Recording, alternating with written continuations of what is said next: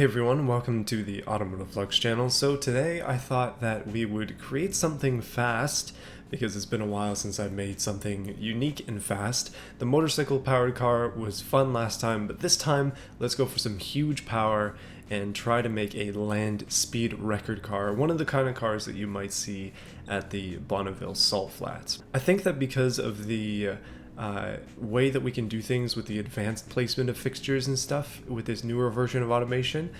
This is after a couple of hot fixes, by the way, in comparison to the last version. I think this is 4.2.5 now, but hopefully that'll solve some of our crashing problems. But what I was trying to say is because of the advanced settings, we can make the car way thinner, we can make it way lower, we can do pretty much anything we want, and that's going to help a lot with this. So let's get into it. So I've been thinking about this basically for a day, so the thought process is not fully developed yet, but I do want to say that I have done something like this before. I tried to make a land speed record Bugo, and it was a bit of a failure because I was focusing on lightness, I was focusing on having very thin wheels and things like that, instead of focusing on the fact that the car needs to have grip to be able to stay planted, the fact that it needs to have better gearing, it needs to be powerful, yes, but also weight doesn't really matter as much in this equation. So we'll do some testing. This might end up being a very long video, so I apologize in advance, but wow, some of these models are horrible. What the heck is this? It seems like the latest update might have broken some things. Hopefully not the body I intend to use. Okay, so this is the body I'm going to go with, the 1998 Coupe. It's a bit of a big one in terms of width, but that is going to change. And the cool part about this, I think, is that it has quite a long wheelbase. Obviously we can make it wider and we will, or we can make it longer and we will. We want this thing to be super long, so kind of the basic stuff doesn't matter as much, it just basically needs to be a sports car. So I said that weight doesn't matter as much in this equation. That being said, I am going to make this out of carbon fiber, and it's going to be a monocoque chassis, and it's going to be all carbon fiber, very high quality as well, because again, I really want to go as fast as possible. Engine placement is extremely important, and we're actually going to go for a mid-longitudinal engine, which is one of the reasons why I wanted to choose this specific setup. Double pushrod suspension in the front and the back, which immediately means that this car is going to be frightfully expensive. Okay, the engine is extremely important, as you would suspect. We kind of need to balance power and efficiency. Obviously, fuel doesn't really matter that much, but it's got to be good power, a decent graph. And I hadn't thought about this ahead of time, so let's just make something massive. And again, excellent news with this body is we can go for a huge engine if we want to. Maybe not this big, but as you can see with V10, no issues at all. 13 liter V10. Let's try V12. Oh yeah, no problems either. My goodness. V16 perhaps? Are we going to get more power out of a 17 liter V16 than a larger V12? I'm not sure, but I'm going to go with it anyways. Let's do a 4 valves per cylinder. I'm not sure of the exact combination of things that gets the most power in the game currently. I didn't watch Twin Turbo's video on it. Sorry in advance for that, buddy, but yeah, eventually I'll figure it out. It used to be that direct acting overhead cams made the most power, but for now we'll just kind of go with this. The way that it's currently set up, it has a very high stroke, which might end up going against us. We do want to be able to rev to a decent amount because once we get through all of our gears, it's just going to be all engine after that, and we're going to need some RPM to get up to get to that top speed. Obviously, chucking a massive engine into this thing is going to lead us to hopefully having a lot of power. I'm hoping for several thousand horsepower here. Okay, so when it comes to turbos, I want to do quad turbos because of course I do, but the thing is that I'm still not good with the new turbo system. I still don't really know what I'm doing, and as much as some people might try to explain in the comments, it doesn't really help. I'm the kind of learner who has to actually do something about it, so apologies in advance if we do go turbos, but for now, if I can get to my target of around 2,000 horsepower naturally aspirated, then we will get there. If not, we'll go turbos. Okay, as you can see, just with everything cranked to the absolute max, we are making 1800 horsepower, which is insane. So I think that that's a pretty good way to start off with. Just raising the RPM limit. Pistons are having some issues. We can fix that with better components. But all the way up to 2100 RPM, or 2100 horsepower at 8100 RPM. Goodness. And lots of stress, which isn't going to fly, but that is a lot of power. So our previous limits here were around 6900 or 6500 with the forged, and now it's 10,000, so we shouldn't have any more problems with the RPM causing stress. We're down to 1500 horsepower, which is not ideal, and we've also lost 6 liters of displacement, which makes this thing an 11 liter V16, which is still crazy. So I'm running methanol as our fuel, and dev meth I'm assuming is methanol, but it's 200 RON, which means we have a ridiculous area to work in terms of our compression and such. I think I can make a little bit more power.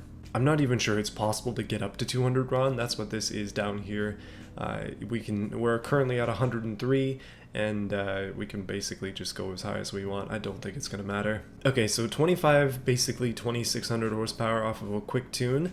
The interesting thing about this is now we can go for wheeled cars, because there are a lot of land speed records, but it's going to be wheeled cars, and it's going to be naturally aspirated cars, which is interesting. And also piston engine cars. So we fit into 3 categories, which is good. I'll try to look up the exact record for that and see if we can beat it in BeamNG. Oh, by the way, the compression is maxed. We're currently running 15:1 compression, and springs and lifters are maxed, VVL is maxed.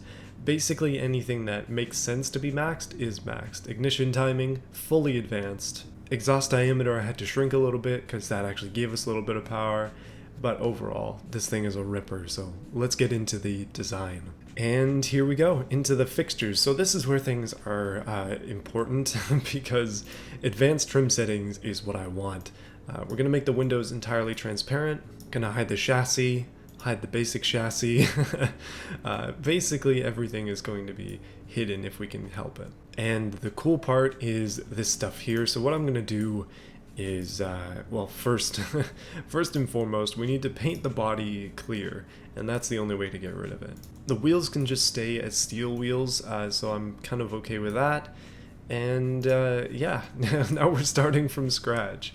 The fun part, I guess. So a lot of you mentioned last time that the placement of the wheels and stuff is going to matter in BeamNG, and I hope that it does because I'm kind of betting on that for this design. I'm going to quickly drop the engine in so we can kind of get an idea of what that looks like.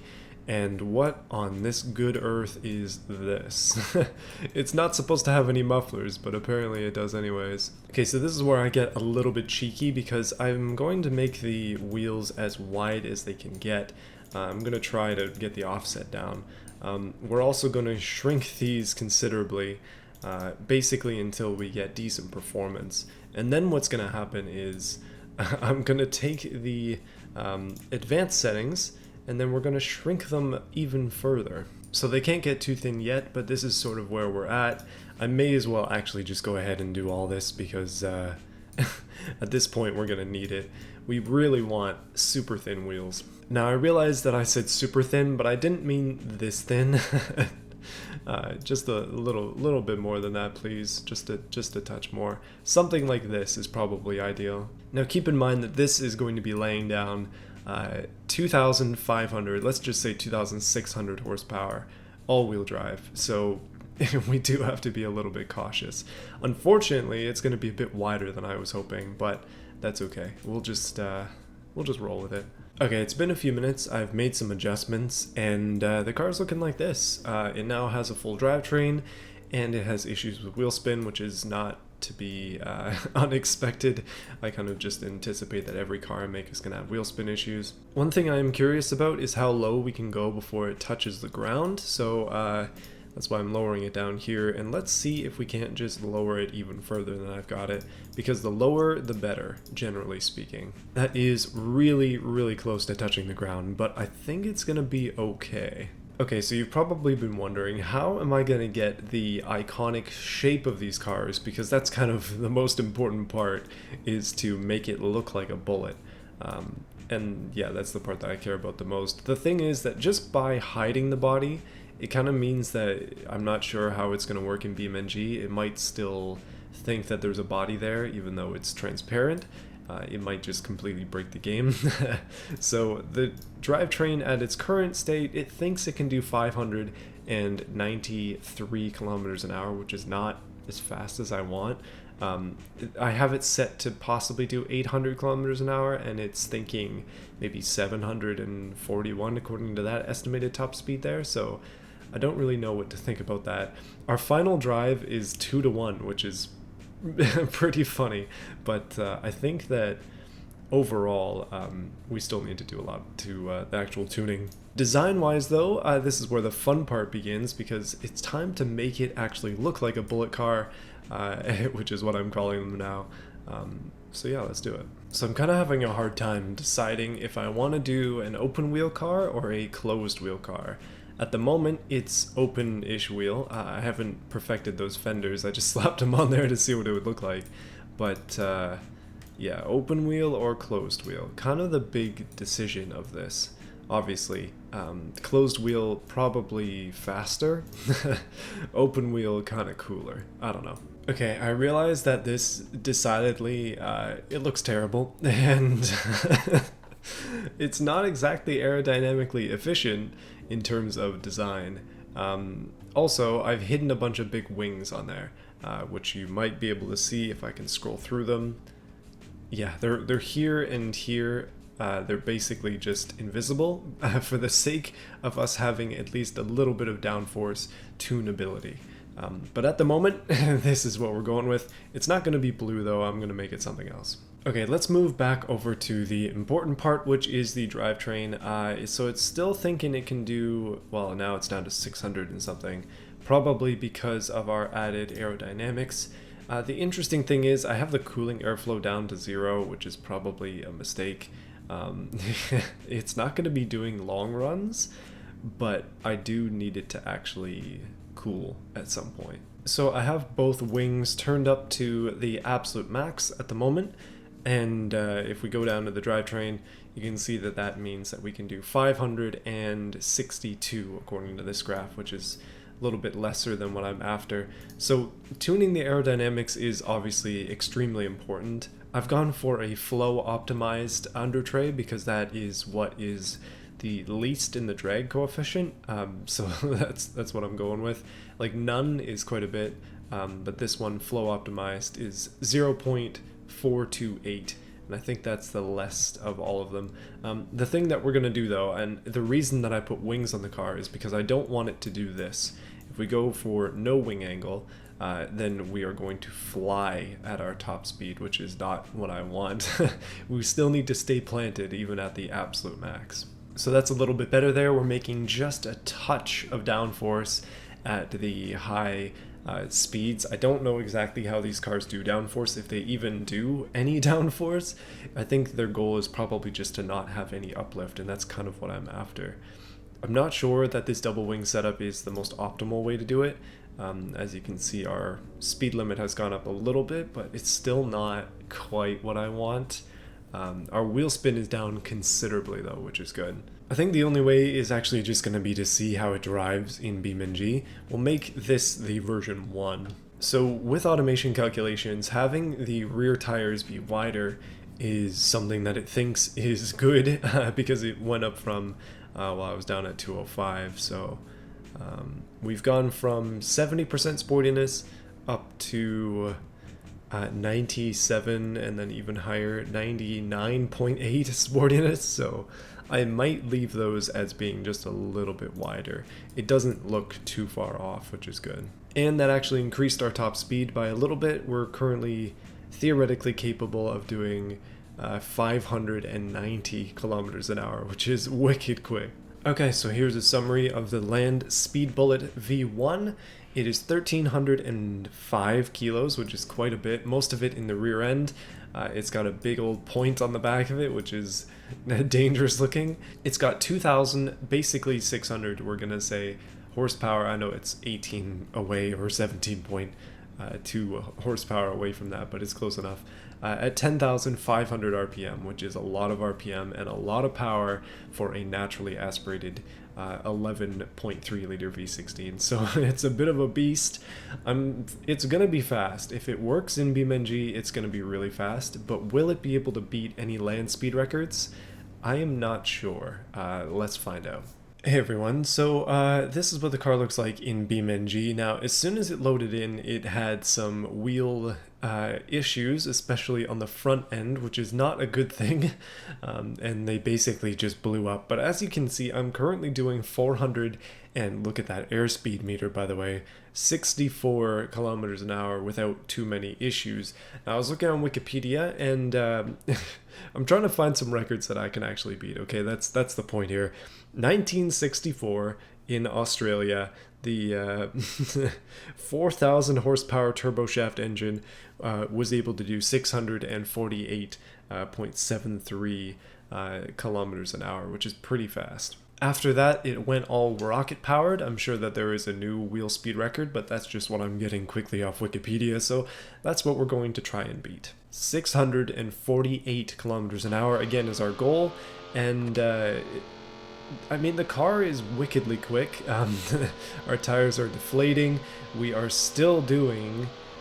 Oh my goodness, we are doing... Even with the tires absolutely destroyed, I believe we got up to about 580 kilometers an hour there, which is ridiculous. I'm gonna have to go back to the drawing board though, because as you can see, there is something horrifically wrong with this car. That might be the fastest that I've ever gone in this game though, my goodness. I want to give you a comparison. This is a Bugo that I made specifically to go as fast as possible, and I believe that last time it managed to get 340 kilometers an hour, something like that. It's got extremely short gears. It also is pretty darn quick, but not quite as fast as we have seen from our current beast. So I'm already improving, and yes, it looks like it tops out at 350 kilometers an hour, something like that, before the engine explodes. I made the mistake of not giving it any cooling, so yeah, it has issues. But as you can see, it's only in second gear, and it's still doing 350 something kilometers an hour, so that's kind of why I wanted to go for a little bit higher or lower spacing, I guess, on my other car, the new one, the Bullet, because I wanted to actually be able to get through the gears. I feel like that's just more efficient, but here we are anyways, 352 k's an hour. Just out of curiosity, I want to show you how fast some of my other cars are. This is the Magnum Opus Classic, the most recent edition of this car. It is a dual clutch, I believe, and it is fiery beyond belief, but I think it can do probably 400, something like that, depending on how fast you get up to. Depending on if you spin out or not, I guess. Come on, load in properly, let's do it. Oh, okay, so the wheels actually stayed this time. I think I might have... never mind. Oh, come on, now there's something way off. There's definitely something wrong with this car that is causing just a few issues. It says it has ESC, it definitely doesn't. So, I don't know what the heck is going on with that big spike either. Man, oh man. Okay, that time it's a little bit more not broken. I reloaded the map, and I am going to attempt it again. We may as well. Oh my goodness, it's fidgety. Fidgety to say the least. I feel like if the wheels were not flopping all over the place, there you go. When they go straight, we go ridiculously fast, just shockingly fast. I think, again, we should be able to make it up to 500. The tires are deflating. Give me that fifth gear, come on. All of the tires are deflating at like 550 kilometers an hour. Oh, man. We need jet engines in this game. Actually, there are jet engines in BeamNG, there just aren't any in automation.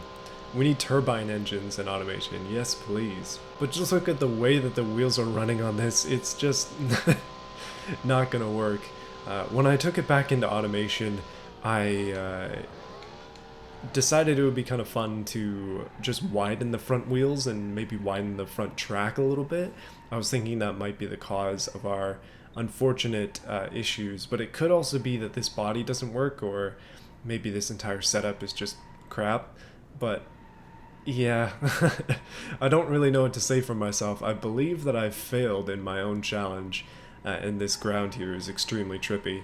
The funny part is that these brakes are more than shot and also non-existent, so we can't even stop if we want to. Now, I believe that I challenged some people previously to try and beat my record with the land speed car, and they did pretty handily. You can also glitch the game to get unlimited speed if you're feeling lucky, but I am not necessarily interested in doing that. I wanted to try and do it legit, and that's how we got here. Okay, out of curiosity, I want to try it in the drag strip. You can see that there is a point that is just wiggling over there, and that's causing issues with our wheel spin, or speed I should say. I'm not going for a specific time, so I'm just going to hit it, and that immediately targets us into the wall, but by the end of the drag strip, just a regular drag strip, we can do 300 kilometers an hour. So I do feel that there is at least some potential in this design. I just wish it could be easier realized. Probably gonna have to edit JBeam files in order to get the front wheels to actually function. But the other stuff I have no idea how to fix. Yeah, I'm gonna try one more time. I'm gonna raise it just a little bit, and I will spread the wheels apart a little bit more from the body, and I want to see if that makes it happen. So yeah, be right back. Second version, come on, you got this. Oh, the wheels don't turn, but they also aren't totally broken. Oh, never mind, they break immediately as soon as you attempt to turn. I may have fixed it. Okay, so what I did was I flattened the wheel arching, because when you have small tires they tend to arch, which is strange. This thing doesn't turn, but it wasn't really ever made to turn, which is fine. So as long as the wheels aren't broken, we might be able to rip out a really strong run here, which would be great.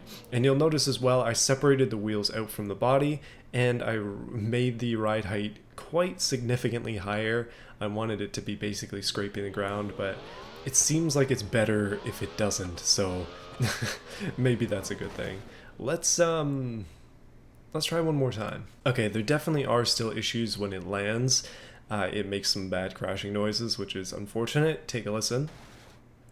Yeah, it seems like one of the fenders gets crushed a little bit, but that is very much not my concern. What we want now is one solid run, just one solid run out of this car without it turning sideways too much. It is uncontrollable. Oh my goodness, it is uncontrollable. Get back in line, please. No. Okay, let me try again. I mean, we're actually doing way, way better. Oh, it's dead as an arrow right now. 450. I can barely see anything because of the grid map. I want to do 600 in this. Oh, the front tires have popped. The rear tires have popped too. We are sliding out of control. But it seems like 6th gear just isn't a thing. We do have to gently run into this. And I don't know what to do about those tires popping. That is really unfortunate. We need thin wheels because we don't want too much resistance, but we also want thick wheels because we want some traction. In the salt flats, they use wheels that are basically just sticks because they just need to float on top of the salt. For me, not that simple. Okay, I'm going to try again. I'm going to start in 3rd gear actually, and just kind of rip us forwards. I'm not going to get up high in the RPM unless we have to, but I'm going to stay in 5th without getting into 6th, because 5th seems to be the magic number. That is really nice and straight. Oh my goodness, stay in it, stay in it. I didn't see what it got up to there, but it had to be over 500. Oh man. Can we just say 600 and call it even? Okay, I'm actually just going to straight up start in 5th. And I'm going to keep it in line as much as possible. I'd love to just lock it in, but obviously we can't do that. What are we rocking here, boys? I'm trying to follow this line. That is sounding quick. Very, very quick indeed. 530. Seems to be our fastest at that gear. Okay, so it is possible to get past 5th gear. Let's try again. Okay, I'm gonna take a risk here. I'm starting in 7th. because that is our top gear. That means we get a very slow start, but I really just want to roll into this as much as I can. I'm wondering if a wheel actually makes this better, because then I'd have finer control over the steering, because this car has very, very touchy steering. As you can see, I'm trying to keep it within the lines, and I don't want to disappoint you guys or myself. Let's see if we can't just hit 500. No, stop going to the side. No! This time I'm trying in 6th, and I have one more play for the next run. We can lower down the tire pressures and really just try to get better grip. Oh, come on. Okay, let's do some BeamNG modding in the vehicle config, because we get a little bit of goodness out of that. Also, we can swap engines apparently in this now, which is cool.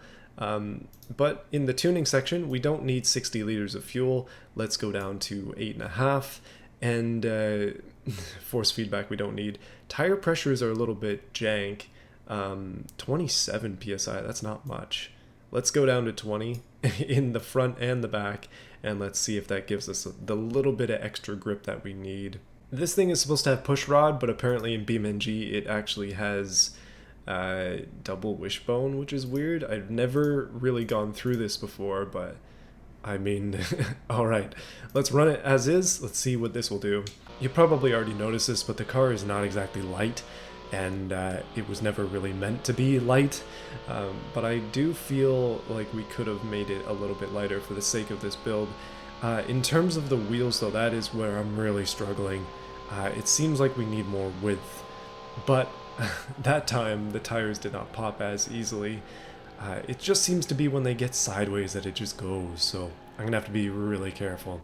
Okay, I got myself moving, and now I'm into 6th, because if we get high wheel spin, then we just fly away, which is not ideal. One thing that could have been good potentially was an ESC, but that would really only be to start off with. Our fuel is running out, that is on purpose. 540! Dang it, so a little bit quicker, but not quite quick enough.